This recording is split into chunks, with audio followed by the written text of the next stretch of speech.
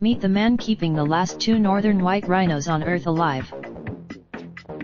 Derby, England James Mwenda has a front row seat to the spectacle that is the human-driven extinction crisis. Day after day the young conservationist has spent 4.5 years with Ol Pejeta Conservancy in Kenya, where he is the principal caretaker of Fatu, a 19-year-old northern white Indian, her 29-year-old mother. Najin's father the passing of Sudan made headlines around the world, but the loss was very personal for Mwenda, who upon leaving high school was not able to attend university but has since achieved what he calls his childhood dream of working in conservation.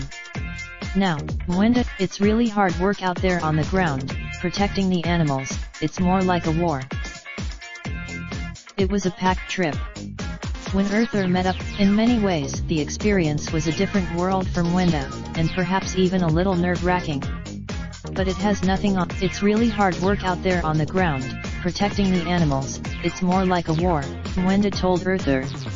The enemy in that war, Fatu and Najin, along with the males Sudan and Sunni, who of natural causes in 2014 were relocated to their spacious home in Kenya from a Czech zoo.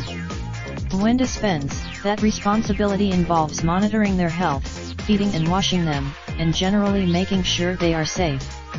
It may be hard to believe. Mwenda is also one of a number of trained rangers monitoring and protecting rhinos across the wider Ol Pejeta Reserve, which covers 90,000 acres and is home to the in Eastern Africa.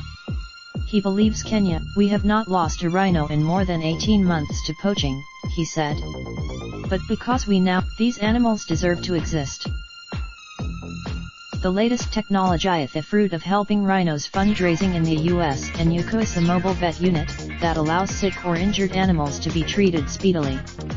In an ideal world, we make sure we spot a rhino every day, but we operate in a way that we are out in the ground monitoring what they are doing but causing minimal disturbance, he said. There is a whole The northern whites, meanwhile, are so close to the brink that direct intervention has been the only option for years. In fact, but over the years, it has become clear neither female rhino would be capable of carrying a pregnancy through a full and arduous, and Mwenda, who looks after them daily, doesn't think it would be fair to do so.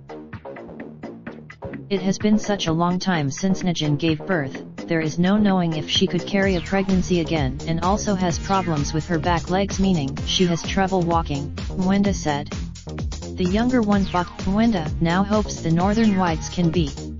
Scientists add in the slow breeding rate, the potential harm the invasive process of harvesting eggs from Fatu or Najin could exact. Civil wars in places such as the DRC and South Sudan, their former range, and the simple fact rhinos are hypersensitive to their environment, and it is likely to be generations, if at all, before northern whites are in sustainable numbers in their natural habitat again. Mwenda believes the synthetic biology research currently underway to rescue the subspecies will be worthwhile no matter what happens, though. It could be vital. Meanwhile, he intends to keep Sudan's memory alive.